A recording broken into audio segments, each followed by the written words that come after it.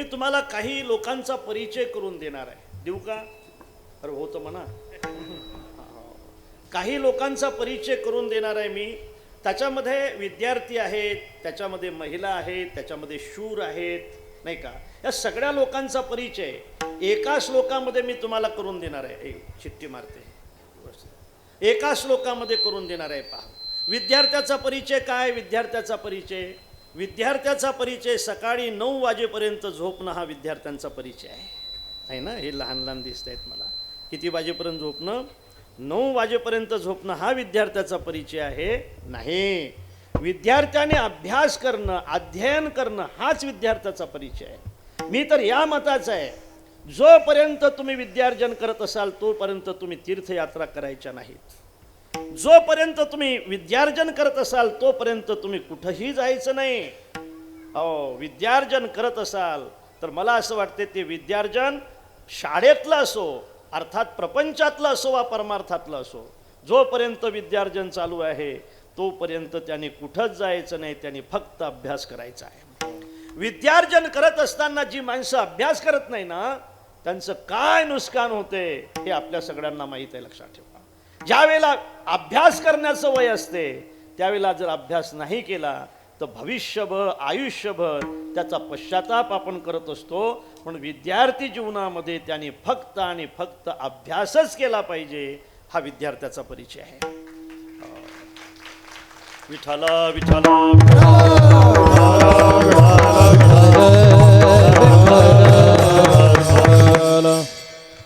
साऊंडवाले, मोबाईलचं जर काम नसेल तर पाहू नका प्लीज. आता हे चालूच आहे ना इथं. ते काही महत्वाचं आहे का? नाही ना. बरोबर.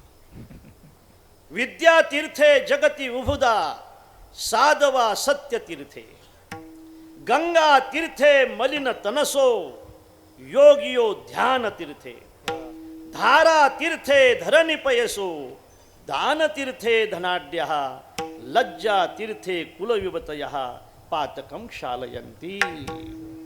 विद्यार्जन करणं हा विद्यार्थ्यांचा परिचय. विद्या तीर्थे जगती उभुदा साधवा सत्य तीर्थे. सत्य हा साधूचा परिचय आहे महाराज. साधूने सत्य असलं पाहिजे. सत्य आतू बाहेरू चोखाडू सूर्य जैसा निर्मळ. साधू बाहेरही तसाच असला पाहिजे आणि साधू आतही तसाच असला पाहिजे. साधूच्या वृत्तीचा विषयही परमार्थ असला पाहिजे आणि साधूच्या वृत्तीचा आश्रय सुद्धा परमार्थच असला पाहिजे. साधूच्या वृत्तीचा विषयही धर्म असला पाहिजे आणि साधूच्या वृत्तीचा आश्रय सुद्धा धर्मच असला पाहिजे.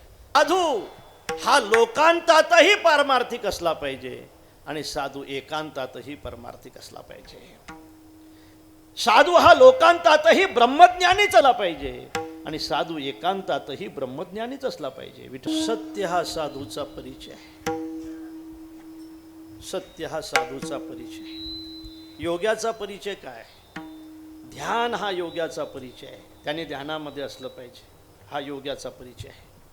आता योद्ध्याचा परिचय काय? योद्धा म्हणजे सैनिक. त्याचा परिचय काय?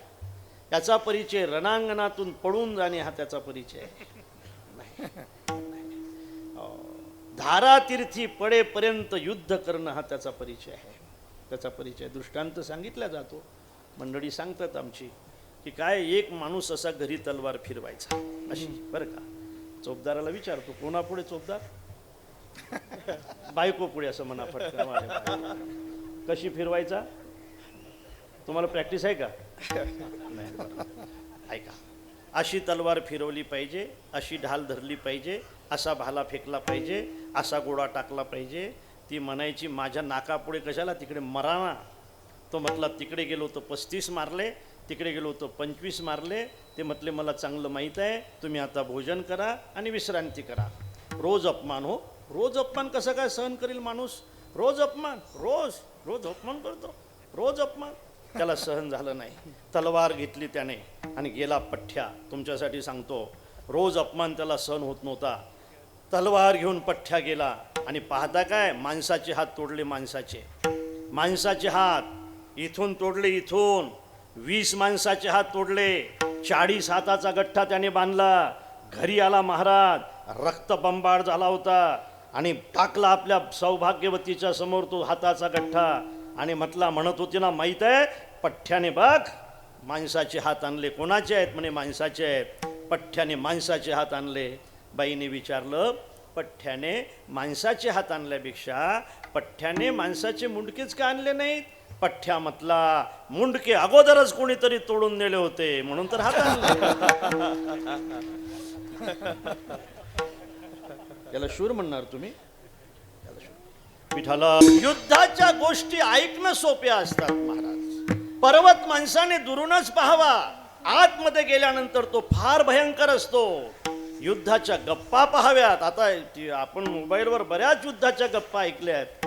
मला वाटतं युद्धाच्या गप्पा ऐकणं सोप्या आहेत, प्रत्यक्ष युद्ध करणं ही गोष्ट अत्यंत कठीण आहे. अत्यंत. एक प्रसंग सांगून देईल पहा. महाराजांनी अफजल खान फाडला.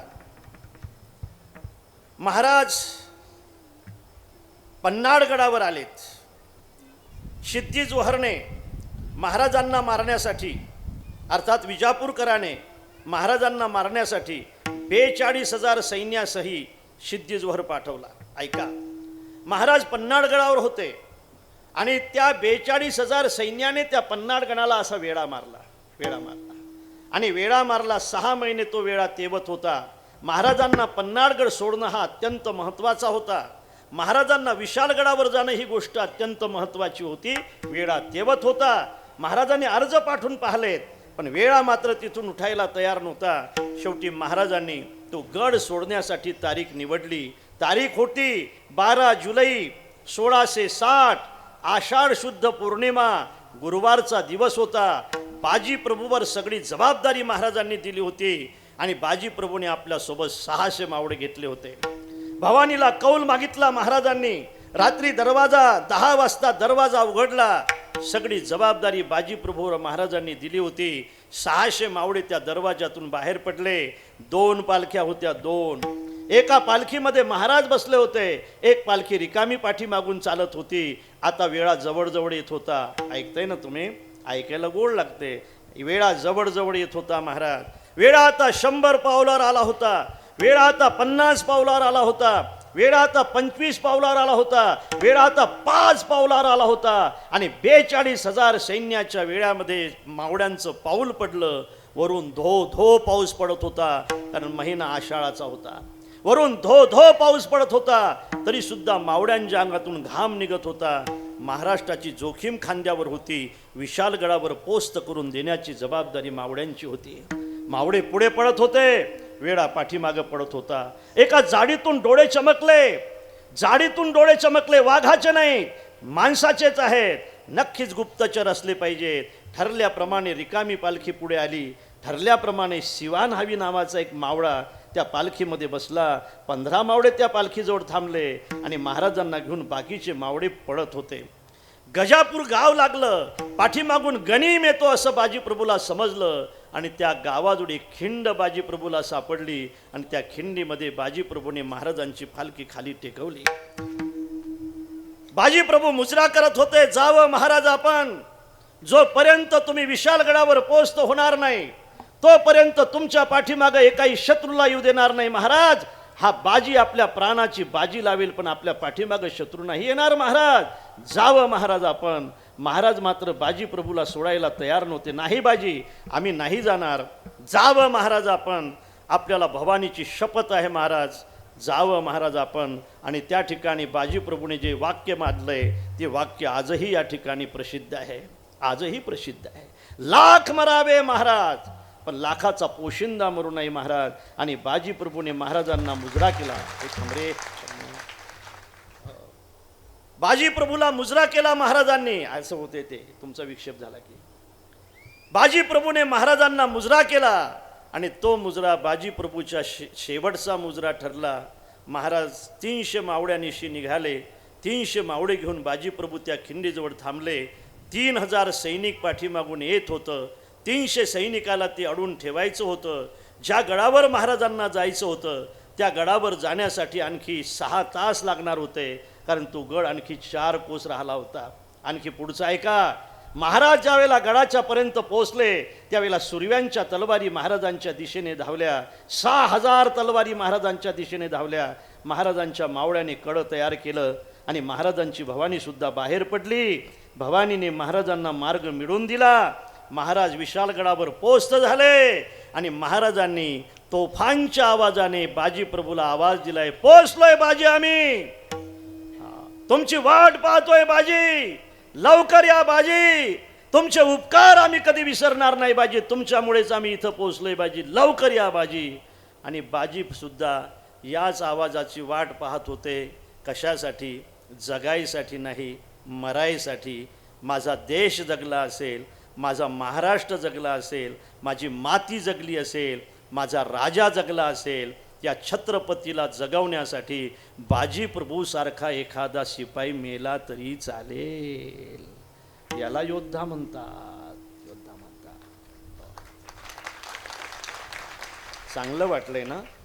चांगलं वाटलंय ना? हे ऐकायला चांगलं आहे. झुंजायाच्या गोष्टी ऐकताची सुख, झुंजायाच्या गोष्टी ऐकताची सुख, झुंजायाच्या गोष्टी ऐकताची सुख, झुंजायाच्या गोष्टी ऐकताची सुख, झुंजायाच्या गोष्टी ऐकताची सुख, झुंजायाच्या गोष्टी ऐकताची सुख, झुंजायाच्या गोष्टी ऐकताची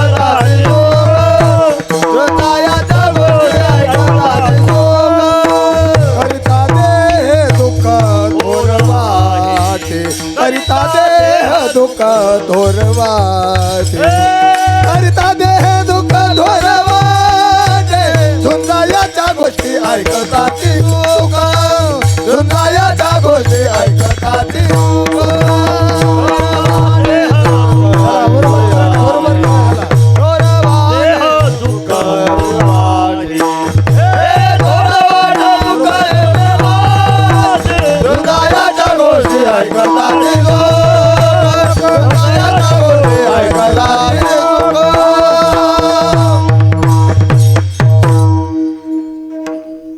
ऐकताना खूप चांगलं वाटते हो.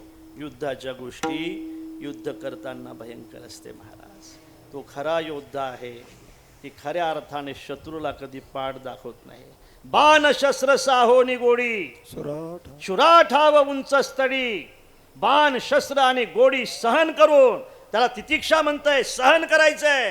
हे कांगावा नाही करायचं की मला गोडी मारली म्हणून, कांगावा नाही करायचा माझ्यावर वार केलाय म्हणून, सहन करायचं त्याला. आणि सहन करून त्या ठिकाणी युद्ध करायचं, याला योद्धा म्हणतात. आणि हा योद्ध्याचा परिचय आहे. ऐकताय ना पण तुम्ही? विद्यार्थ्याचा परिचय आहे अभ्यास करणे, साधूचा परिचय आहे सत्याने वागणे.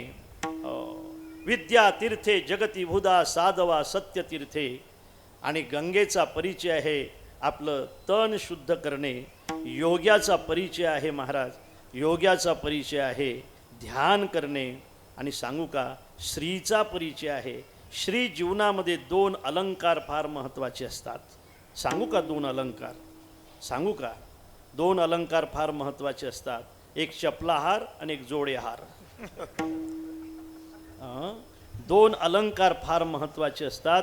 सांगितल्या जाते मर्यादा आणि विवेक हे 2 श्री जीवनातले मुख्य अलंकार आहेत. लक्षात ठेवा, मर्यादा आणि विवेक हे श्री जीवनातले मुख्य अलंकार आहे. एक वाक्य बोलू का तुम्ही कळून घेत असाल तर?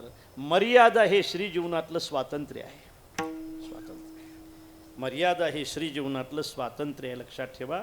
आणि ते त्यांच्यासाठी तीर्थ आहे.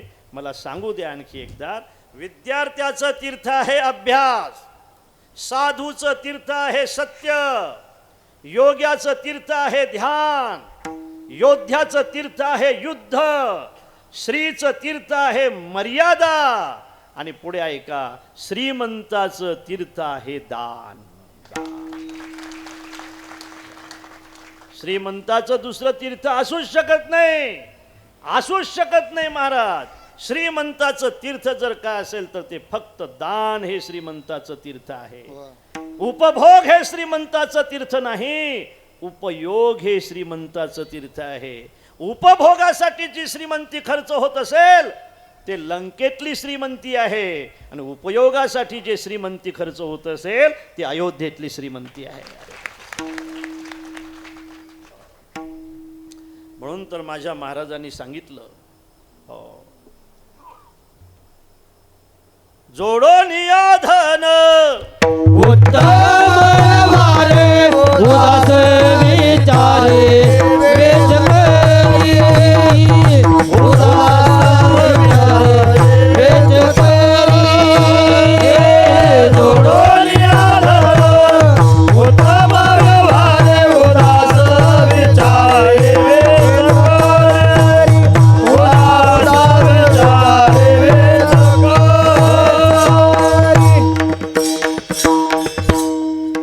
मदत मदत थाप देत जा थोडी लहानशी.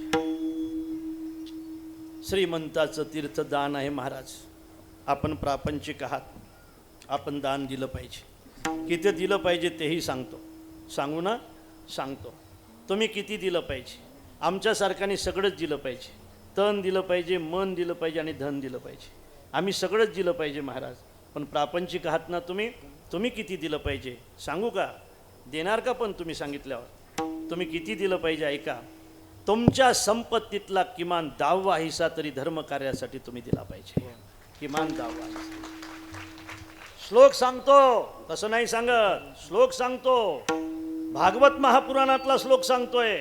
न्यायोपार्जित वित्तेन दशमांशेन धीमताम कर्तव्यो विनियोगश्च ईश प्रीत्यर्थ हेतवे. ईश प्रीत्यर्थ 10वा हिस्सा. मी तोट्यातला नाही म्हणत, नफ्यातला म्हणतो. नफ्यातला 10वा हिस्सा. 10 रुपये असतील ना, 1 रुपया दिला पाहिजे. दानाचाच विषय आहे की नाही महाराज? आज दानाचाच विषय आहे, तोच घेतला पाहिजे ना.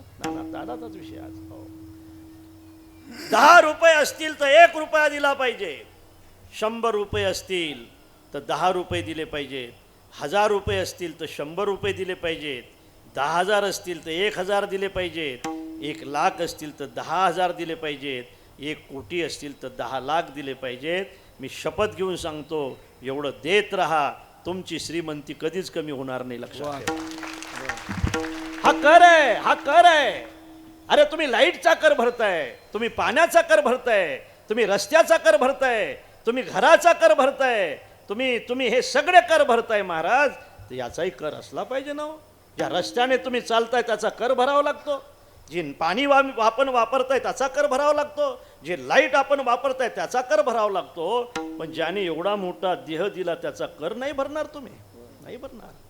नाही भरणार. कर भरत राहा, कर भरत राहा.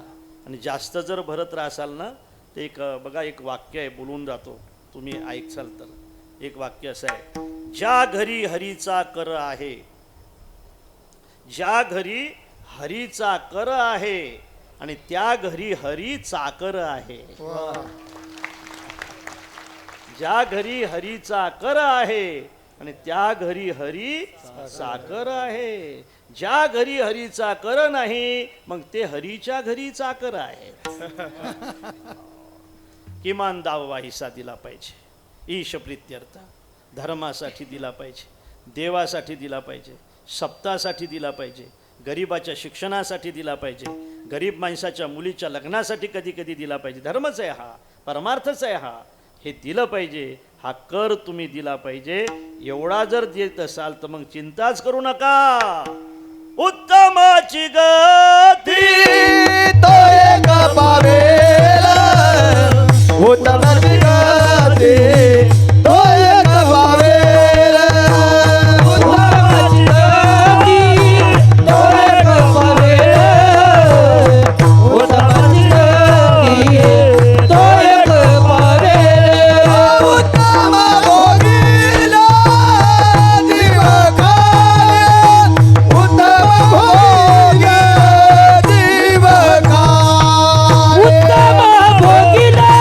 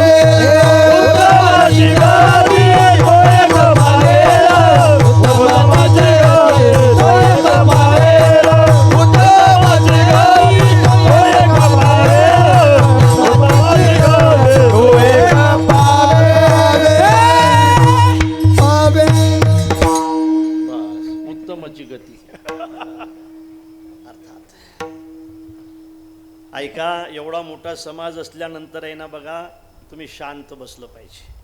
कीर्तन ही साधना म्हणून ऐकलं पाहिजे, असं कीर्तनाचं मत आहे, माझं मत नाही. असं कीर्तनाचं मत आहे. ऐशी कीर्तन मर्यादा आहे संतांच्या घरची, कीर्तन करमणूक म्हणून नाही ऐकलं पाहिजे. का क्षमा करा जरा, बघा कसं पाहताय तुम्ही कीर्तनाकडे, मला माहीत नाही. कीर्तन चांग होई अंग हरिरूप. कीर्तनामध्ये फक्त कीर्तनकार उभा नसतो महाराज, कीर्तनामध्ये फक्त टाळकरी उभे नसतात, कीर्तनामध्ये फक्त चोपदार उभे नसतात. तर कीर्तनात कोण उभं असते? ते आस देव उभा, ते आस देव उभा, आज देव उभा, आज देव उभा, समजनाची शोभा, तिच्या समजनाची शोभा, ते आस देव उभा, ते आस देव उभा. सगळे समजनाची शोभा, त्याची समजनाची शोभा, आज देव उभा, आज देव उभा.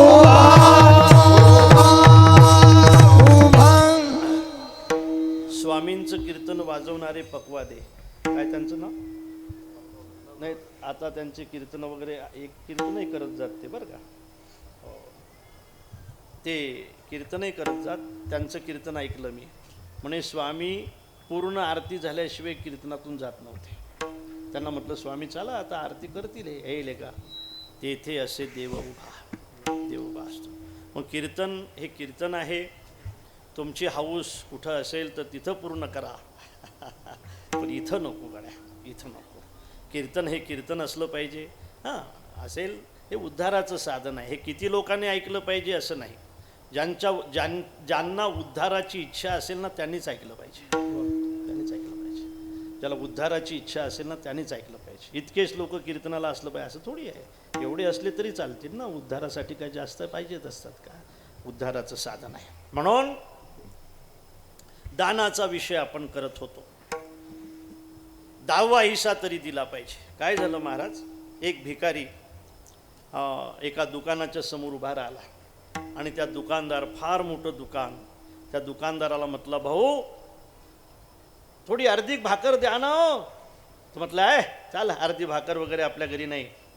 मग असं करा 4 आणे 8 आणे द्या. तो म्हटलं जा, 4 आणे 8 आणे आपल्याकडे नाहीत. मग असं करा एखादं फाटकं कमीज द्या. कमीज आमच्या विदर्भातली भाषा आहे. एखादं फाटकं कमीज द्या. अरे चाल, आपल्या इथं फाटकं कमीज नाही. त्या भिकाऱ्याला राग आला महाराज. पण तो भिकारी म्हणतो तुझ्या घरी फाटकं कमीज नाही, तुझ्या घरी 4 आणे 8 आणे नाहीत, तुझ्या घरी अर्धी भाकर नाही, तर बसतो कशाला इथं, चाल ना माझ्यासोबत. भिकारीच आहेस ना तू, भिकारीच आहेस ना तू. तारों के तेज में चांद छुपे नहीं, सूर्य छुपे नहीं बादल छायो, रीड पड़े राजपूत छुपे नहीं आणि दाता छुपे नहीं मांगना आयो.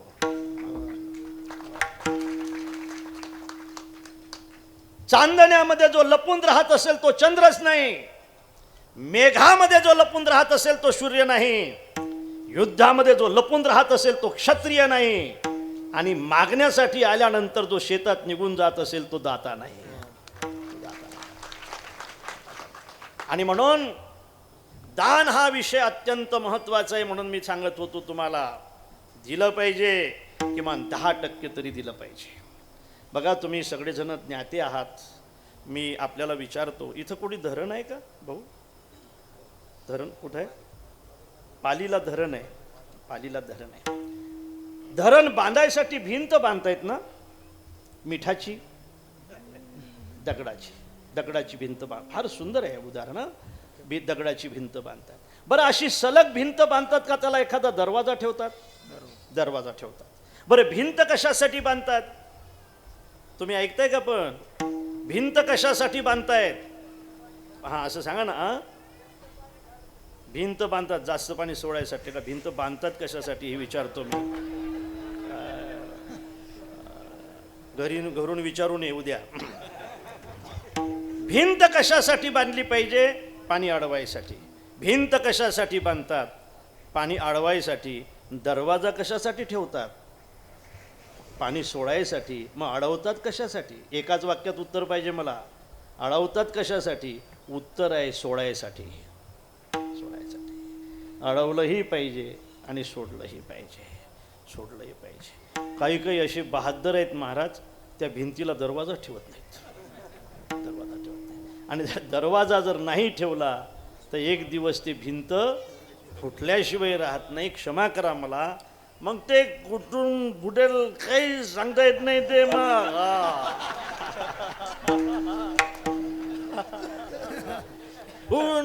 फुटू शकते ते भिंत. चालली भिंत. मग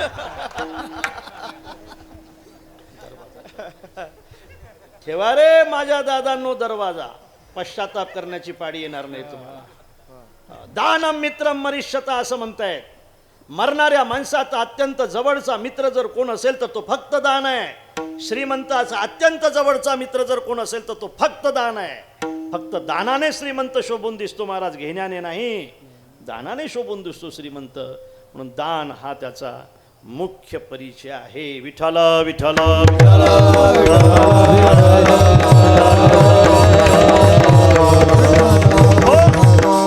घेणाऱ्या माणसाचा परिचय मी देणार आहे आणि देणाऱ्या माणसाचा परिचय. दानच विषय महाराज आज माझ्या अभंगाचा. विषयच तो आहे. मी काय करू त्याला आता? दानाचाच विषय म्हणून मी तुमच्या समोर उभा आहे ना आज. आणि तसाच अभंग घेतलाय मी. आणि म्हणून मी देणाऱ्या माणसाचाही परिचय देणार आहे तुम्हाला आणि घेणाऱ्या माणसाचाही परिचय देणार आहे. ऐका महिलांनो, या जगामध्ये घेणारा कोण आहे? या जगामध्ये घेणारा कोण आहे? समुद्र. समुद्र घेणार आहे. संपत्ती किती आहे? भरपूर आहे. या पृथ्वी तलावर 75% पाणी आहे आणि 25% पृथ्वी आहे, जमीन आहे. तरी सुद्धा टँकर चालू आहेत. 75% पाणी असून सुद्धा तो समुद्र म्हणतो गंगाही माझ्यातच आली पाहिजे, यमुना ही माझ्यातच आली पाहिजे, सरस्वती ही माझ्यातच आली पाहिजे. हे सगळं माझ्याच घरी असलं पाहिजे, दुसऱ्याला काहीच नाही भेटलं पाहिजे, हे सगळं इकडेच आलं पाहिजे असं कोण म्हणतोय? समुद्र म्हणतो. पाण्याची कमी आहे तुला? शरम नाही वाटत? इतकं मोठं पाणी असून सुद्धा लेका गंगेचं पाणी तूच मागतो, यमुनेचं पाणी तूच मागतोय. पण लक्षात ठेव, तू जर मागत असेल ना तर शास्त्र सांगते तुझं स्थान पृथ्वीच्या खाली गेल्याशिवाय राहणार नाही. समुद्र मागत राहतो म्हणून त्याचं स्थान पृथ्वीच्या खाली राहतं आणि मेघ देत राहतो म्हणून त्याचं स्थान पृथ्वीच्या वर राहत आहे. संग्रहिक परप्राया समुद्रोपी रसातले. संग्रहिक परप्राया पण समुद्रोपी रसातले. दातारम जलदम पश्य गर्जंतम भुवनोपरी.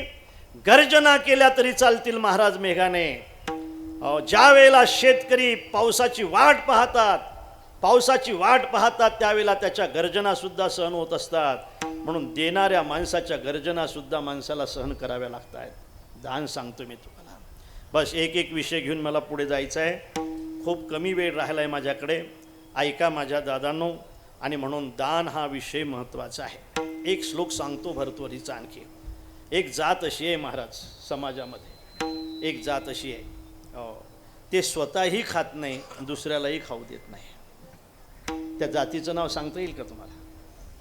स्वतःही खात नाही दुसऱ्यालाही खाऊ देत नाही. त्या जातीचं नाव आहे मधमाशी. मधमाशी. मधमाशी. अशा मधमाशा असतात की त्या स्वतःही खात नाहीत दुसऱ्यालाही खाऊ देत नाहीत. महिन्याला 1500 रुपये भेटतात पण तुम्हाला मात्र अजिबात देत नाही. आणि स्वतःही नाही, कुठंतरी कपड्याच्या घडीत कुठंतरी डाळीच्या डब्यात ठेवून देतात. मग त्याला सापडत नाहीत त्या गड्ड्या. त्याला सापडत नाही. इथं होतं बाई, इथं होतं बाई, इथं होतं बाई. हो, चोपदार एका महिलेला आम्ही विचारलं की 1500 रुपयाचं काय करता बा तुम्ही? काय करता? मग म्हणे महाराज 1500 रुपये भेटतात महिन्याला. मग म्हणे 500 रुपये महिन्याने एक माणूस ठेवला म्हणे भांडे घासायला. बापरे, 500 रुपये महिन्याने भेटला तुम्हाला? मग भेटला म्हणजे भांडे कसे घासतो? स्वच्छ घासतो म्हणे. थोडंसं जरी खडकट राहिलं ना, किती शिव्या दिल्या तरी सहन करतो म्हणे. बा 500 रुपये महिन्यात भेटला कसा काय तुम्हाला? भेटला कसा म्हणे, बाहेरून नाही आणला.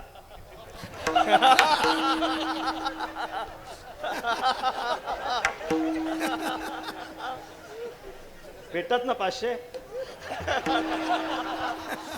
तुला भेटतात का रे शिपाई? हा?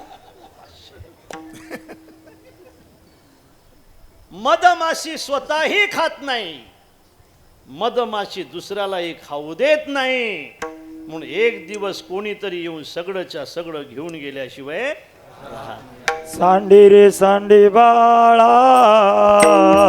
सांडी संसार चंदू. सांडे रे सांडे बाळा, सांडे संसार बंधू. माशी आणि मोहळ रचेला कंदू. आणि मोहळा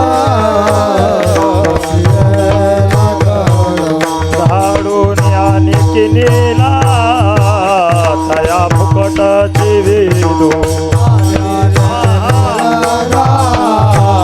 तया फुकटाची विदू. तैसे फरी होईल तुझा नेके बोधू. आणि जाई रे जाई बाळा, जाई श्री गुरु शरण. जाई रे जाई बाळा, जाई श्री गुरु शरण. बाळचंद नाही का? हो, उठी पुत्रा जाई बाळा तीर्थ रे हिंड. अर्थात दातव्यम भोक्तव्यम सती उभवे संचयो न कर्तव्यः.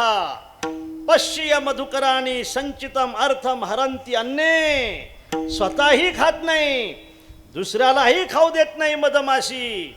एक दिवस कोणीतरी येऊन घेऊन गेल्याशिवाय राहत नाही महाराज.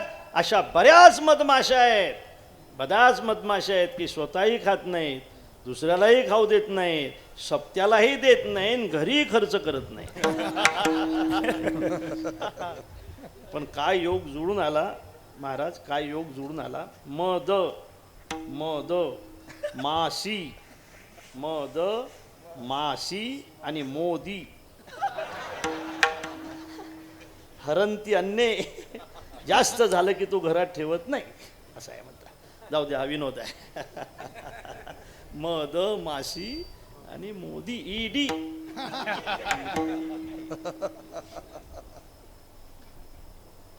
सज्जनानो, दान दिलं पाहिजे हा विषय मी अत्यंत प्रस्तुत आपल्या पुढे मांडला, विस्ताराने मांडला. मला असं आता दुसरा मुद्दा आपल्या पुढे मांडू द्या. दान दिलं पाहिजे हे बरोबर आहे, पण कोणाला दिलं पाहिजे हे सांगितलं पाहिजे ना. कोणाला दिलं पाहिजे, दान कोणाला दिलं पाहिजे. हो, दान शिर्डीला दिलं पाहिजे नाही. जिथं गरज नसेल तिथं नाही दिलं पाहिजे, जिथं गरज आहे तिथं दिलं पाहिजे. श्लोक सांगू, श्लोक सांगतो. दरिद्रान भर कौंतेय मा प्रयच्छ ईश्वरे धनम. व्याधिस्तस्य औषधम पथ्यम निरुजस्य किम औषधैहि. अर्थ सांगतो, ऐका महिलांनो. हो, अर्थ सांगतो. मी तुम्हाला विचारतो, औषध कोणाला दिलं पाहिजे? हां, काहीच माहीत नाही तुम्हाला? सांगा ना मग. औषध कोणाला दिलं पाहिजे? ज्याला आजार असेल त्याला दिलं पाहिजे. आणि दान कोणाला दिलं पाहिजे? ज्याला गरज असेल त्याला दिलं पाहिजे. औषध आजारी माणसाला दिलं पाहिजे आणि ज्याला गरज असेल त्याला दिलं पाहिजे महाराज. नाही तर महाराज म्हणतात तुम्ही दोघंही नरकात जाल. दात्या आणि मागत्याशी धर्मनीत जरी बोलली ऐशी. यथानुशक्ती ठाकेल जैशी बाधी दोघाशी विन्मुखता. ज्याला गरज असेल त्याला दिलं पाहिजे महाराज. आणि गरज कर्जू दान ही अत्यंत महत्त्वाचं आहे बघा. आणि म्हणून गरज असेल त्याला दिलं पाहिजे. आणखी तिसरा मुद्दा सांगू का? गरज असेल त्याला दिलं पाहिजे, ज्याची गरज असेल ते दिलं पाहिजे. ज्याची गरज असेल ते दिलं पाहिजे. त्याला औषधाची गरज आहे, त्याला कावीड झाला, काय झाला? कावीड झाला, त्याला रोज संध्याकाळी हळदीचं दूध दिलं पाहिजे. नाही लक्षात आलं तुमच्या? कावीड झाला, कावीड झाला, त्याला रोज संध्याकाळी काय दिलं पाहिजे? हळदीचं दूध दिलं पाहिजे, म्हणजे आणखी वाढील ना तो, आणखी वाढील ना तो. शुगर झाली, 500च्या पुढे गेली, त्याला रोज काय दिलं पाहिजे? किमान अर्धा किलो गुलाबजाम दिले पाहिजेत. अर्धा किलो गुलाबजाम हो, अर्धा किलो गुलाब नाही. गरज असेल त्याला दिलं पाहिजे, जे गरज असेल ते दिलं पाहिजे. मी तुमच्या पुढे ओवी म्हणणार आहे आता. ओवी म्हणू का? अरे ज्ञानोबा रायाची ओवी सांगू का याच्यावर तुम्हाला? ऐकताय का? पण तुम्ही ऐका, ओवी सांगतो. तुम्ही एखाद्या वृक्षाकडे जा, आंबे आलेले आहेत आता मस्त, तुम्हाला भूक लागलेली आहे, खूप मोठं झाड आहे आंब्याचं, खालच्या कैऱ्या सगळ्या तोडलेल्या आहेत, खालचे आंबे सगळे तोडलेले आहेत, वरच काही आंबे शिल्लक आहेत. नेकनूरला खूप आंबे आहेत. हो बरोबर, आंब्याच्या सीझनमध्येच येतो आम्ही. ठेव जा फक्त आमच्यासाठी. अर्थात वरच काही आंबे आहेत, तुम्हाला भूक लागलेली आहे, मी सांगतोय तुम्हाला, तुम्ही तिथं जा. तिथं जाऊन वर चढण्याची शक्ती नसेल तुमची, एखादा दगड घ्या, खालून फेकून मारा. खालून दगड जरी फेकून मारला तरी तो वृक्ष तुम्हाला वरून फळ दिल्याशिवाय राहणार नाही. नीचे से पत्थर मारे तो ऊपर से फल दे, फल दे. तुम्हाला फळाची गरज असेल तर दगड मारा. दगड घेऊन जायची गरज नाही, तिथं भरपूर दगड आहेत, भरपूर दगड आहेत तिथं. लोकांनी नेले कशासाठी? मारायसाठी. विचारलं मी त्या झाडाला, राव इतके फळं तुला दगड का मारले रे लोकांनी? त्यांनी म्हटलं मला जास्त फळं असल्यामुळे जास्त दगड मारलेत. म्हणून ज्याला जास्त फळं असतात त्यालाच लोक जास्त दगड मारत असतात, जास्त दगड मारत असतात. खालून दगड मारा, वरून तुम्हाला तो फळ दिल्याशिवाय राहणार नाही. पुढचा आहे का? तुम्हाला सरपणाची गरज आहे. आता सरपणावर येणार आहे तुम्ही. तुम्ही सरपणावर आल्याच पाहिजे. तुम्ही सरपणावर लक्षात ठेवा, आहे ना?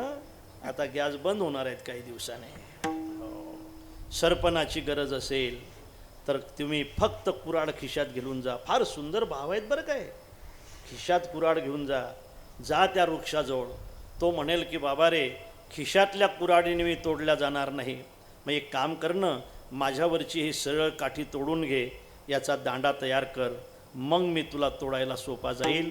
हे बघ गड्या, माझं जीवन जर दानामध्ये खर्च होत असेल तर मला तोडण्यासाठी मी तुला माझा दांडाही द्यायला तयार आहे. आणि दांडा घेऊन जा, तोडा, तुम्हाला तो तोडू देईल. तुम्हाला सांगतो आणखी, मुळ्या पाहिजे असतील औषधासाठी, उलबडून पाडा, तो तुम्हाला मुळ्या देईल. तोरण बनवण्यासाठी पानं लागत असतील तर तुम्ही तटातट तोडा त्याचे पानं, जखमा झाल्या तरी चालतील, मी भरून घेईल माझ्या जखमा. तुझं घर जर माझ्या पानाने चांगलं दिसत असेल तर घेऊन जा माझ्या पानं, तुला गरज आहे ना, घेऊन जा, कारण मी त्याच्यासाठीच आहे. आता ओवी ऐका. पत्र पुष्प छाया फळमूळ धनंजया, वाटेचा न चुके आलिया वृक्ष जैसा, अर्जुना तया नाव दान, की जे मोक्ष निधानाचे अंजन. ते दान आहे, त्याला दान म्हणतायत. एक कवी फार सुंदर वर्णन करतात सरपणाबद्दल. अरे जब तू पैदा हुआ तो पलंग भी था लकड़ी का, माताजी ने तुझे सुलाया ओ पालना भी था लकड़ी का, जब तू चलना सिखा तो चलन गाड़ी भी थी लकड़ी की. मास्टर जी ने तुझे डर दिखलाया वो डंडा भी था लकड़ी का, अरे जब तू खेलने निकला तो गिल्ली डंडा भी था लकड़ी का. बरोबर आहे ना? गिल्ली डंडा भी था लकड़ी का. अरे जब तेरी शादी हुई तो बैलगाड़ी भी थी लकड़ी की. बरोबर आहे ना? बैलगाडीच होती म्हटलं. तुमच्या लग्नात काय होतं? बैलगाडीच होती. बैल किती, 2 होते का 3?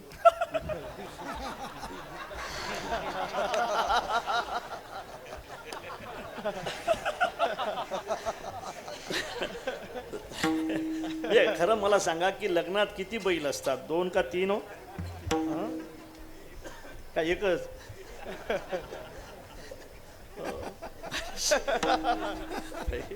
अरे जब तेरी शादी हुई तो बैलगाड़ी भी थी लकड़ी की, ससुरजीने तुझे पूजा ओ पाड बिथा लकड़ी का, गई जवानी आया बुढ़ापा तो सहारा बिलिया लकड़ी का, अंचितार चाकर तुझे जलाया ओ ढेर भी था लकड़ी का.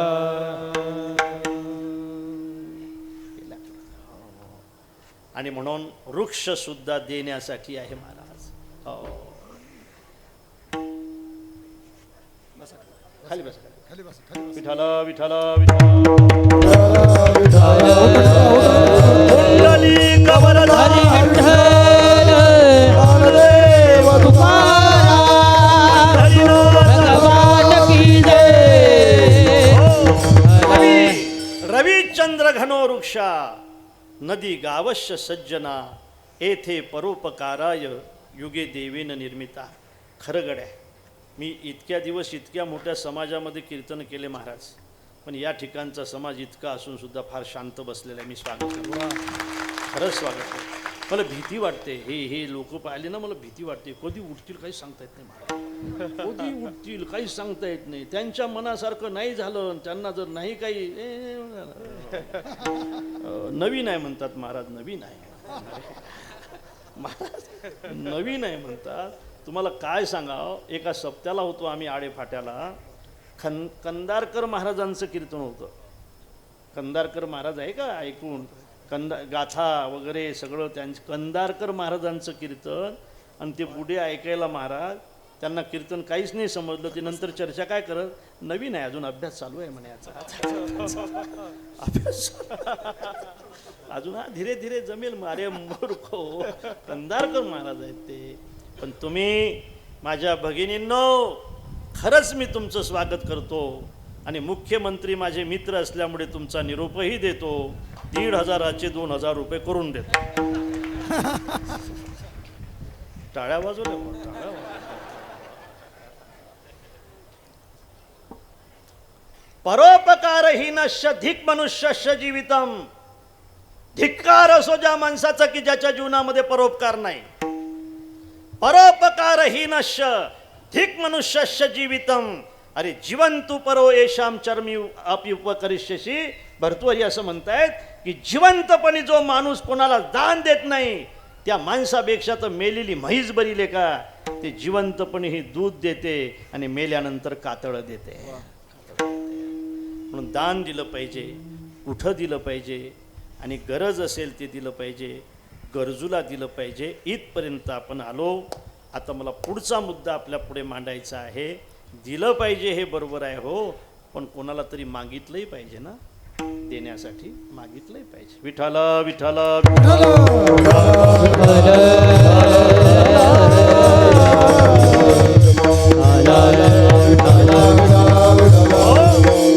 मागितलंही पाहिजे, मागितलंही पाहिजे. संत देतातही आणि संत मागतातही. संत देतातही, संत मागतातही. घ्या रे दही भात, आम्हा देतो पंढरीनाथ. आम्ही हा दही भाताचा काला पंढरीनाथापासून घेतो आणि तुमच्यापर्यंत देतो, घेतोही आणि देतोही. उपजोन या पुढती येऊ, काला खाऊ दही भात. अर्थात त्याचा अर्थ मागितलं पाहिजे. आता आपला मुद्दा आहे, कोणापुढे मागितलं पाहिजे. त्याचं उत्तर एवढंच आहे की जो देण्यासाठी समर्थ आहे त्याच्या पुढे मागितलं पाहिजे. जो देण्यासाठी उदार आहे त्याच्या पुढे मागितलं पाहिजे. जो देण्यासाठी श्रीमंत आहे आणि स्वतंत्र आहे त्याच्या पुढे मागितलं पाहिजे. सज्जनानो, आपण श्रीमंतही नाही, आपण स्वतंत्रही नाही, आपण उदारही नाही. कोण म्हणते आपण उदार आहोत? उदार कशाला म्हणताय? उपमन्याने एखाद्या वाटीभर दूध मागावं आणि त्याने त्याला शिराचा सागर द्यावायला उदार म्हणताय. शिराचा सागर उपमा, शिराचा सागर उपमा, शिराचा सागर उपमा, शिराचा सागर उपमा. आठपदी बाळ पैसा दिला ध्रू, शिराचा सागर उपमा, शिराचा सागर. आगळपदी बाळ पैसा विना ध्रुव, शिराचा सागर उपमा,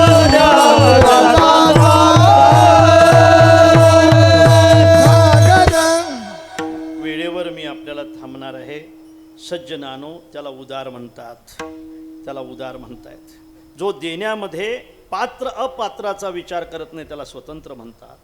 तुझे औदार्य जाणो स्वतंत्र, देतान म्हणसी पात्रा पात्र, कैवल्य ऐसे पवित्र वैर्याही दिदले, म्हणून त्याला स्वतंत्र म्हणतात. पंढरपूरमध्ये जो विटेवर उभा आहे ना तो उदार तुझी आहे. एकदान शूरदाता शूरदाता, तुझी एकदान शूरदाता शूरदाता तुझे एकदान शूरदाता तुझे एकदान शूरदाता. विठेवरी जाती बाहुले समान, तुझी एकदान शूरदाता तुझी एकदान शूरदाता, तुझी एकदान शूरदाता. विठेवरी जाती बाहुले समान, तुझी एकदान शूरदाता तुझी एकदान शूरदाता तुझी एकदान शूरदाता. विटेवर जो उभा आहे तो श्रीमंत आहे, तो स्वतंत्र आहे आणि उदार आहे महाराज. आणि त्याच्या समोर महाराज उभे आहेत. आपणही मागण्यासाठीच उभे आहोत. झालंय आजचं कीर्तन, पण आपण प्रपंचाच्या समोर उभे आहोत. प्रपंचाच्या समोर काय मागतो आपण? सुख मागतोय. प्रपंच आहे दुःखाचं, आपण मागतो सुख. बालपणाचं दुःख आहे, तारुण्याचं दुःख आहे, म्हातारपणाचं तर फार मोठं दुःख आहे महाराज. ज्या प्रपंचासाठी आपण जगतो, आपण ज्या प्रपंचाला प्रेम देतो तो आपल्याला देत नाही. पुढे विषय सांगेल मी आपल्याला सुख तर तो अजिबात देत नाही, लक्षात ठेवा. कोण म्हणतो की प्रपंच आपल्याला सुख देतो? विचारा तुम्ही मायबापाला, तुम्ही कोणामुळे दुःखी आहात? मायबाप बऱ्याचदा असं सांगतायत की आम्ही फक्त मुलांमुळे दुःखी आहोत महाराज. ज्या मुलाला अत्यंत प्रेमाने लहानपणी आम्ही सांभाळलं ते मुलं म्हातारपणी आम्हाला सांभाळायला तयार नाहीत महाराज. आम्ही बेवारच झालो हो. श्रीमंत असूनसुद्धा आमचं काहीच नाही चालत हो घरामध्ये महाराज. म्हणून मुलं जे दुःखी आहेत, बाप जो दुःखी असतो मुलामुळे जर असेल तर कुठं दिलं त्या प्रपंचाने तुम्हाला सुख? लक्षात ठेवा. हो, कुठं दिलंय सुख? विठाला विठाला विठाला. सांगा माझ्या मातांनो, मी तुम्हाला विचारतो, लहानपणी मुलं कसे सांभाळायचे असतात हे तुम्हालाच माहीत आहे. लहानपणी मुलं इतक्या प्रेमाने सांभाळायचे असतात महाराज, त्यांची घाणसुद्धा सहन करावी लागते. जेवण करत असताना सुद्धा ते रांगत रांगत येतात आणि ताटासमोर घाण करतायत, पण माझी माय कुणापुढे म्हणत नाही की माझ्या पोराने आज घाण केली म्हणून. कपडे भरवतायत महाराज, कितीदा कपडे भरवतायत, कितीदा कपडे भरवतात तरीसुद्धा वाच्यता करत नाही माय की माझ्या पोराने आज माझे कपडे भरवलेत म्हणून. अरे तोंडामध्ये पाणी घेतायत, मायच्या तोंडावर पिचकारी मारतायत, प्रेमाने सहन करते ते माय. लहानपणी बोलत असते महाराज, असं टाकलेलं असते बाजूला, 4 महिन्याचं असते बघा, 4-5 महिन्याचं, थोडं थोडं हसते काहीतरी बघा. माय बाजूनं बसलेली असते आणि त्या पोराशी बोलत असते. बोलते ना, काय समजते बरं त्याला? खरं सांगा काय समजते? अहो माझं छकुला आता झोपणार आहे म्हणते ना, काय समजते महाराज त्याला? आता माझे भांडे राहिले म्हणते ना, काय समजते महाराज? त्या गाढवाला शी आणि सू समजत नाही, त्याला भांडे काय समजतात महाराज? हां, माझं धुणं राहिलं दादा, आता छान छान झोपलं पाहिजे, आता मस्त झोपायचं. आता तुझा दादा येणार आहे, मला त्याचा डबा करून द्यायचा आहे. आता तू बोलते ना, अरे सांगा ना हो का नाही? बोलते, काय समजते त्याला? काहीच समजत नाही, पण बोलत असते. पाठ असेल तर म्हणा, अरे हेच माय बोलते असं नाही, ते मायसुद्धा बोलत होती. माझे अचुडे बचुडे चकुडे राधे रुपडे, माझे आचुडे बचुडे चकुडे राधे रुपडे, माझे आचुडे बचुडे चकुडे राधे रुपडे, माझे आचुडे बचुडे चकुडे राधे रुपडे. कमी झाला. माय प्रेमाने बोलते, बरोबर आहे ना माझं? काही समजत नाही महाराज त्याला, पण माय प्रेमाने बोलत असते. आता माझे भांडे राहिले, आता माझं धुणं राहिलं, आता तुझे पिता घरी येणार आहेत. पिता, हो तुझे पिता, पिता पिता घरी येणार आहेत. तुझे पिता, पिता पिता पिताच म्हणतात ना तुमच्याकडे? पिताच म्हणतायत ना? हो तुझे पिता आहे ना, आता पिता पिता घरी येणार आहेत तुझे पिता, त्यांच्या अंगावर थंडगार पाणी टाकायचं आहे मला, पिता पिता येणार आहेत घरी बोलते ना. मग आई जर लहानपणी आपल्या मुलाशी अत्यंत प्रेमाने बोलत असेल तर माझ्या तरुणांनो, माय जिवंत आहे ना, अत्यंत प्रेमाने बोला तिच्याशी. तुम्हाला आशीर्वाद घेण्यासाठी काशीला जाण्याची गरज पडणार नाही. लक्षात ऐका ऐका, आपण प्रपंचाच्या समोर सुख मागतो, आपण प्रपंचाच्या समोर प्रेम मागतो. कुठं देतो महाराज प्रपंच आपल्याला प्रेम? नाही देत, नाही देत. आपलं घेतो, तो नाही देत. म्हातार होऊन पहा, पाठीला चांद्या पडू द्या, बरेच दिवस खाटल्यावर पडू द्या. ज्या प्रपंचाला तुम्ही प्रेम दिलंय ना, ज्या मुलांना दिलंय ना, नातवांना दिलंय ना, तेच तुमच्याबद्दल नवस करतील. नवस कशाचा? जायचा. आणि म्हणून आपण प्रपंचाच्या समोर उभे आहोत आणि महाराज मात्र आज कोणाच्या समोर उभे? ठाकलो से द्वारी, ठाकलो से द्वारी, ठाकलो से द्वारी, ठाकलो से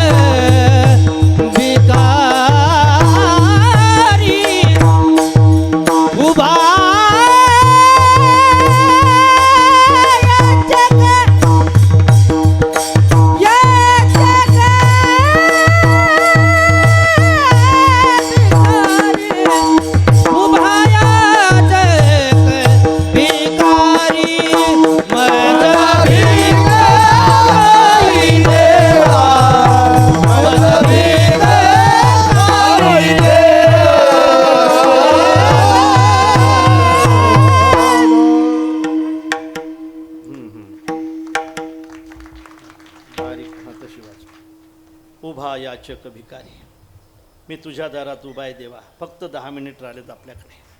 मी तुझ्या दारात उभा आहे. मी खरं सांगू का महाराज, भीक मागायचं असलं की उभं राहावंच लागते. तुमच्याकडे उभं राहावं लागते ना. उभं राहिल्याशिवाय भीकच नाही मागता येत. ते मताचं असलं तरी उभं राहिल्याशिवाय नाही मागता येत. उभं राहावं लागते. पहिले उभं राहावं लागते, मग मागावं लागते. हे श्रीमंत भिकारी आहेत बरं का. जे पहिले उभे राहतात मग मागतात हे श्रीमंत भिकारी आहेत. पण महाराज म्हणतात मी गरीब भिकारी आहे, मला गरज आहे, मला गरज. उभा याचक भिकारी, भिक्ष भिक्षती म्हणजे मागणे, याचे याचते म्हणजे मागणेच होते महाराज. दोन्ही याचा एकच अर्थ होतो. एक परस्मयपदी धातू आहे, एक आत्मनेपदी आहे, असाच फक्त बदल आहे. नाहीतर मागणे हाच त्याचा विषय होतो. पण उभा याचक भिकारी, मी तुझ्या दारात उभा आहे देवा आणि मागण्यासाठी उभा आहे. मी घेतल्याशिवाय नाही जाणार. तुझे म्या घेतल्या वाचून आलो मागायसाठी. आजपर्यंत तुला कधी काही मागितलं नाही. तुझी दसुडी सुद्धा आम्हाला नको असं म्हणणार आम्ही. पण आज मात्र तुझ्या दारात मागण्यासाठी उभा आहे देवा. एक सांगू का तुम्हाला, रामायणामधला प्रसंग आहे की ज्या वेळेला शूर्पणखा लखनजीला म्हणते की तू माझा स्वीकार कर, त्यावेळेला लखनजी म्हणतात की शूर्पणखे काही गोष्टी महत्त्वाच्या आहेत, ऐक. व्यसन्याला धन, व्यभिचारी माणसाला शुभगती, सेवकाला सुख आणि भिकाऱ्याला सन्मान कधी भेटत नसतो.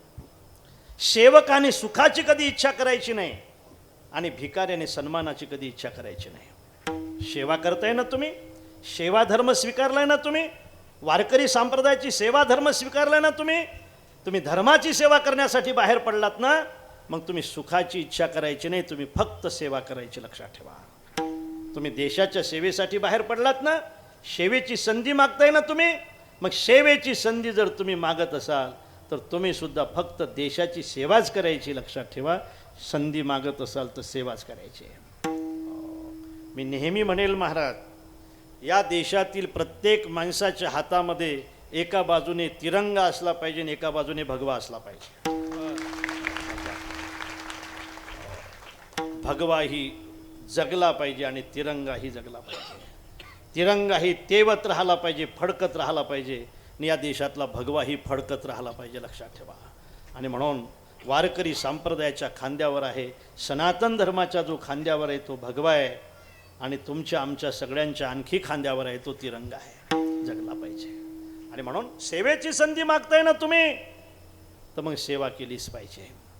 म्हणून सेवकाने सुखाची इच्छा करायची नाही आणि भिकाऱ्याने सन्मानाची इच्छा करायची नाही. म्हणून देवा, मी उभा आहे तुझ्या दारात, उभा याचक भिकारी. पण तू जर असं म्हणत असेल मला काय पाहिजे, मला काय पाहिजे असं जर तू म्हणत असेल तर त्याचं उत्तर ऐक. मज भिक काही देवा, मज भिक काही देवा, मज भिक काही देवा, मज भिक काही देवा. भातुके पाठवा, प्रेम भातुके पाठवा, मज भिक काही देवा, मज भिक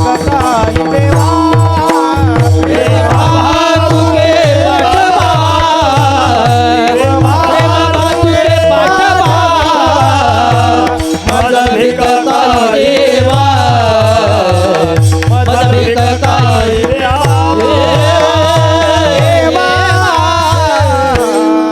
मला प्रेम पाहिजे. भजनाचा गाभा जर काय असेल तर प्रेम आहे महाराज, असं म्हणतायत ना. पण मी महिलांना विचारतो, अगोदर नाक आहे का अगोदर नथ आहे? हां, नाक आहे. नाक आहे म्हणून नथ आहे का नथ आहे म्हणून नाक आहे? नाक आहे म्हणून नथ आहे, नथ आहे. नथीसाठी नाक आहे का नाकासाठी नथ आहे? नथीसाठी नाक आहे म्हणतात.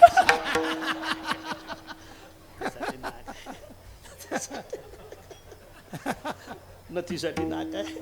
बरं, असू द्या, चला.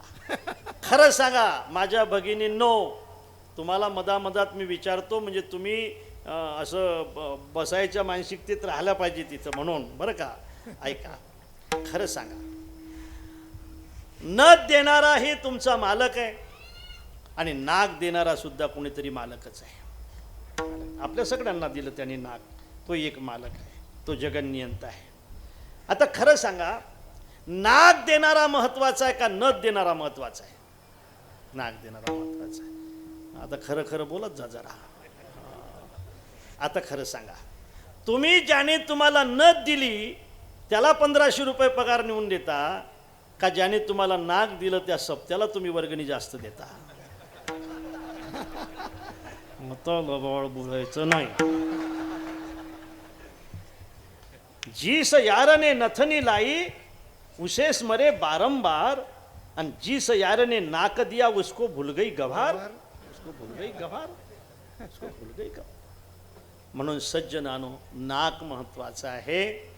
पोथी वाचत असाल, ग्रंथ वेगळे असतात, पोथी वेगळी असते. ज्ञानेश्वरी हा ग्रंथ आहे. पोथी वाचत असाल तर त्याचा अर्थ समजणं सुद्धा महत्त्वाचं आहे. 2 सखीची चर्चा होती. एक सखी आपल्या सखीला म्हणते, मग बाई आमचे मालक किती शिकले बाई, इतके बाई शिकलेत बाई आमचे मालक. एका वर्गात आहे ना बाई 5-5 वर्ष शिकत होते. एका वर्गात 5-5 वर्ष पाया पक्क करत होते, पाया पक्क करत होते. त्यांना विचारलं, तुम्ही कितवीला आहे? 4थीला. मागल्या वर्षी कितवीला होते तुम्ही? 4थीलाच. हो, पाया पक्का करत होते. मग बाई त्यांनी जर पत्र लिहिलं ना तर अजिबात वाचता येत नाही कुणाला. स्वमपि लिखितम पत्रम परो न वाचयति, ते पुढची म्हणते माझे तर त्वयाही पुढचे आहेत म्हणे, तुझे तरी स्वमपि लिखितम पत्रम परो न वाचेती, माझे तर असे आहे, स्वमपि लिखितम पत्रम स्वयं न वाचेती.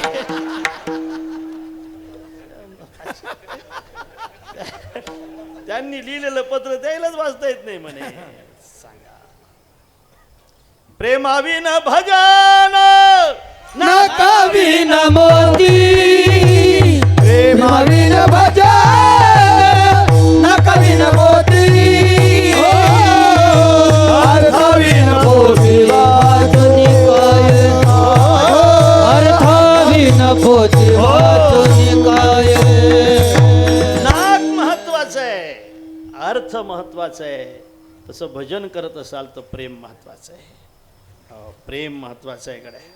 एकांतामध्ये भजन करत असाल तरी प्रेम महत्वाचं आहे. भागवतकार असं म्हणतात, शृण्वन जनार्दन कथा गुणकीर्तनानी देहेन यश पुलको दमरो मराजी नोत्पद्यते नयनयोर विमलान्बुमाला धिक्तश्य जीवितमहो पुरुषाधमश्य. भजन करत असताना, नामचिंतन करत असताना ज्याचा कंठ सद्गतीत होत नसेल ना, धिक्कार असो असा भजन करणाऱ्याचा. धिक्कार असो. कंठी प्रेम दाटे नैने नीर लोटे. म्हणून प्रेम अत्यंत महत्वाचं आहे माझ्या मग प्रेमाने देत असाल ना, मग भजनच असलं पाहिजे असं नाही, शिव्या असल्या तरी चालतील. तो करे ते तुली पूजा, तो जलपे तो जप माझा, तो राहे ते कपिध्वजा समाधी माझी, तो राहील ती समाधी, जो म्हणेल तो जप. मग शिव्या असल्या तरी चालतील. अरे अरे विठ्या, मूळ माईच्या कार्ट्या. जनाबाई म्हणते लाज नाही वाटत, आम्हाला फासावर जाण्याची पाळी आणली तू. एका 7 वर्षाची वय असताना मी इथं माझ्या वडिलांसोबत आली, तुझ्या गळ्यातल्या निर्मल्याचे हार खाऊन राहिले का तुळशीचे, मी इथं झोपली आणि आमच्यावर फासाची पाळी आणली तू. जरा जनाची नाही तर मनाची वाटू दे ना. कोण ओळखलं असतं रे तुला काळ्या, आमच्यामुळे आहेस तू आणि आम्हाला फासावर जायची पाळी आणली तू. शिव्या देत होती महाराज आणि भगवान स्मित करत होते आणि आणखी म्हणत होते, जने आणखी 2-4 येऊ दे. किती मस्त शिव्या देता येतात तुला, कारण जनाबाईच्या शिव्यामध्ये सुद्धा प्रेम होतं. आणि म्हणून भजन प्रेमाशिवाय होत नाही. म्हणून देवा मज भीक काही देवा, प्रेम भातुके पाठवा. दुसरा का अर्थ असा आहे की फक्त देवाचंच देणं प्रेम आहे, प्रेम देवाचे हे देणे. म्हणून महाराज म्हणतात, मज भीक काही देवा, प्रेम भातुके पाठवा. सरळ अर्थ सांगतो, वेळ आपली थांबत आलेली आहे. सज्जनानो, महाराज असं म्हणतात, एक काम कर गड्या, याचकाचा भार घेऊ नये एरझार. याचकाचा भार मानायचा नसतो महाराज, याचकाची एरझार घ्यायची नसते. उद्या या, उद्या या, उद्या म्हणण्यामध्ये जर तुमचा उद्याचा दिवस नाही उजाडला तर काय करणार. एरझार घ्यायची नाही, याचकाचा भार घ्यायचा नाही. हे सात्विक दानाचं लक्षण देवा मी तुला सांगतो. आणि आणखी एक श्लोक सांगतोय मी तुम्हाला, आणखी थांबणार आहे. तो शेवटच्या चरणासाठी अत्यंत महत्त्वाचा आहे. भागवतामध्ये 4 प्रकारचे दाते सांगितले. हो, एक उत्तम दान, एक मध्यम दान, एक कनिष्ठ दान आणि एक निष्फल दान. ऐकलंय का तुम्ही? ऐकलंय का? ऐका. एक उत्तम दान, एक मध्यम दान, एक कनिष्ठ दान आणि एक निष्फल दान. उत्तम दान कशाला म्हणतात? अभिगम्योत्तमम दानम. ज्याला गरज असेल त्याच्या घरी जाऊन जर देत असाल तर ही उत्तम दान. माऊली तर त्याच्याही पुढे म्हणतायत, वैरी झाली याही अर्थात आहे. अर्थ आहे पण वैरी आहे.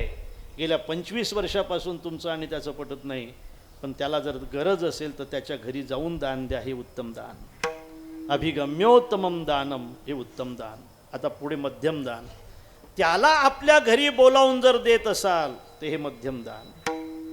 आता तिसरं दान ऐका, त्याची सेवा घेऊन देत असाल तर हे कनिष्ठ दान. पहिले सेवा कर. एका भिकारी गेला आणि आजीला म्हटलं, आजी देता का काही, भिकारी आहे मी, भिकारी. आजी बाहेर आली आणि म्हटली की जरा धटाकटा दिसतो आणि भीक मागतो, भीक देतोय मी तुला, मी लाडू देणार आहे तुला, लाडू. अरे बापरे, मग तर फारच चांगलं आहे बाबा. पण हे लाकूड आहे ना, आरशात नको पाहू रे, असं कशाला पाहत. नको पाहू, नंतर पाहू ना आपण, नंतर पाहू ना. मी जर पाहत बसलो तर मग आपण सगळेजण तेच पाहत बसू. काहीच नाही झालं, डोळा चांगला आहे तुझा, असू दे. विठाला विठाला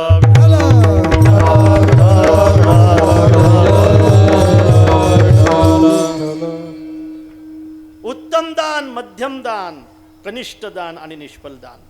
आजी लाडू, हा लाडू देणार आहे म्हणे. मी एक काम कर, हे कुऱ्हाड घे आणि लाकूड फोडून दे, मग लाडू देतो. हे कुऱ्हाड घे आणि लाकूड फोडून दे, मग लाडू देतो. त्याने कुऱ्हाड घेतली महाराज, लाकूड फोडलं आणि फोडून म्हातारीकडे कुऱ्हाड नेऊन दिली. दे ना आता आजी, एक लाडू देणार होते ना, लाडू द्या ना. लाडू दिला म्हातारीने, त्याने तो लाडू पाहिला. आणखी तो भिकारी परत गेला. जरा कुऱ्हाड देता का म्हणे. आता कशाला पाहिजे कुऱ्हाड तुला. नाही म्हणते आता लाडू फोडायला. लाडू फोडायला. अभिगम्योत्तमम दानम आहूचैव तु मध्यमम अधमम याचना माय सेवा दानं तु निष्फलम. अर्थात तुम्ही त्याच्या घरी जाऊन देत असाल तर उत्तम दान, त्याला घरी बोलावून देत असाल तर मध्यम दान, त्याची सेवा घेऊन देत असाल तर कनिष्ठ दान, आणि त्याची नाही का त्याला मागितल्यानंतर देत असाल तर कनिष्ठ दान, आणि त्याची सेवा घेऊन जर देत असाल तर ते निष्फल दान. देवा तुझं दान निष्फल ठरू नाही म्हणून तू गमने दान, तू गमने दान,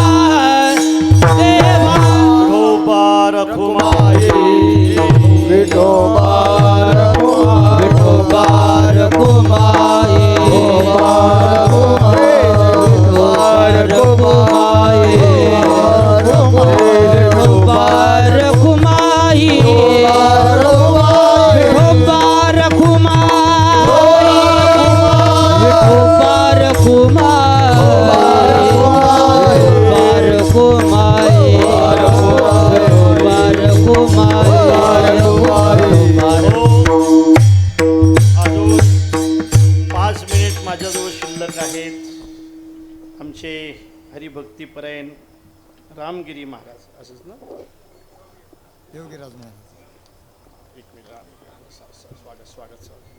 स्वामी योगीराज महाराज यांच्या मार्गदर्शनाखाली या ठिकाणी हा उत्सव चालू आहे. योगीराजचं माझं असं झालं नाही का, असो आता वय झाल्यामुळे तसं कधी कधी होते. आमचे योगीराज महाराज यांनी परिचय दिला.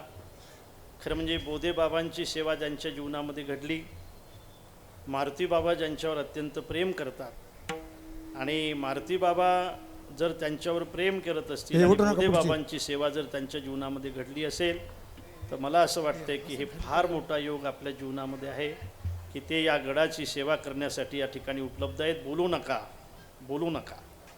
सज्जनानो, आपण सगळेजण अत्यंत प्रेमाने या ठिकाणी उपस्थित आहात. खरं म्हणजे तुम्ही माझे सगळे पोरं आहात असं मी मानतो. ज्या वेळेला असं काही वागावलं तरी पाहून घेत जा. काय होते, शिस्त बिघडत गेली की ते बिघडतच जाते नाही का. अशा पद्धतीने आणि खऱ्या अर्थाने आपण कीर्तनाची शिस्त अत्यंत चांगली ठेवली, यासाठी मी आपल्या सगळ्यांना मनापासून धन्यवाद देतो. आणि महाराज या ठिकाणी उपस्थित आहेत, पूजनीय महाराज आहेत, आपण सगळेजण आहात. सगळ्यांची नावं घेतली तर एखाद्याचं विसरून राहण्याची शक्यता आहे. आणि मला असं वाटते की ही जे जास्त नावं घेण्याची पद्धत आहे ना, ती सुद्धा आता थोडी थांबवली पाहिजे. कोणाकोणाची नावं घेणार महाराज. आता तुकाराम महाराजचं ज्ञानोबा राहायचं नाव घ्यायचं का तुमचेच नाव घ्यायचे सगळ्याची अशी परिस्थिती आहे. काय होते तुम्ही समोर बसलेले असता नावच नाही आठवत नाही का, ते नाव आठवण्यात सगळं कीर्तन जाते, सगळं हुकून जाते कीर्तन. होते ना असं, होते ना. आपल्याला वाटते आपण आपल्याकडे पाहते त्याला असं वाटते आणि आपलं नाव घेतलं पण आपल्याला आठवत नाही. यांनी वर्गणी दिलेली आहे ना, आपल्याकडे कपडे घेतलेले आहेत, आपल्याला नावच नाही आठवत. एक माणूस तर मला भेटला बघा आणि तो म्हटला ओळखलं का महाराज, जरा म्हातारा होता. नाही राव नाही ओळखलं, क्षमा करा. लाज नाही वाटत म्हणजे 7 दिवस खाल्लं ना आमच्या घरी. अशी परिस्थिती आहे. दादांनो, या ठिकाणी ज्ञानोबा तुकोबारायांचं नाव हेच आपलं नाव आहे नाही का. या ठिकाणी साधू संतांचं नाव हे आपलं नाव आहे. या ठिकाणी उद्धारासाठी यायचं असते, नावासाठी नाही. आणि म्हणून आपण सगळेजण या ठिकाणी उपस्थित आहात. पुनश्च एकदा मी आपल्या सगळ्यांचं मनापासून स्वागत करतो. आणि पुन्हा एकदा तुम्ही अत्यंत प्रेमाने एवढ्या मोठ्या संख्येने उपस्थित असून सुद्धा आताही तुम्ही बसलेले आहात, याच्यासाठी पुन्हा एकदा आपलं सगळ्यांचं स्वागत करतो. हा उत्सव असाच चालत राहो, याचा सुवर्ण महोत्सव पाहण्याचा आपल्याला सगळ्यांना योग येऊ. आणि मी आणखी असं म्हणेन की ज्या वर्षी या सप्ताहाची शताब्दी असेल, ती शताब्दीसुद्धा महाराजांच्याच मार्गदर्शनाखाली झाली पाहिजे. ती शताब्दीसुद्धा त्या वर्षीसुद्धा मागणीचं कीर्तन माझंच असलं पाहिजे महाराज. त्या निमित्ताने तरी आपल्याला थोडं 50 वर्ष पुढे जाता येईल नाही का. असो आपल्या सगळ्या सुवर्ण महोत्सवामध्ये रामकथा म्हणतायत महाराज. वा, आता तुम्ही मागितल्यानंतर यावंच लागेल ना, काय विषय नाही. आणि राम प्रभू ज्या ठिकाणी आले त्या ठिकाणी जर येण्यासाठी भेटत असेल तर आमचं भाग्य समजू आम्ही. फक्त मागणी एवढीच आहे, खरं सांगतो तुम्हाला. मी बऱ्याचदा बोललो आहे की या खिशावर अधिकार आम्ही कोणाचाच ठेवला नाही. या खिशावर अधिकार फक्त ज्ञानोबा तुकोबा यांचाच ठेवलेला आहे, लक्षात नक्की. आणि म्हणून खऱ्या अर्थाने गडाजवळ मी मागणी करतो. त्याच्या 250 वर्षाची परंपरा असलेला हा गड आहे.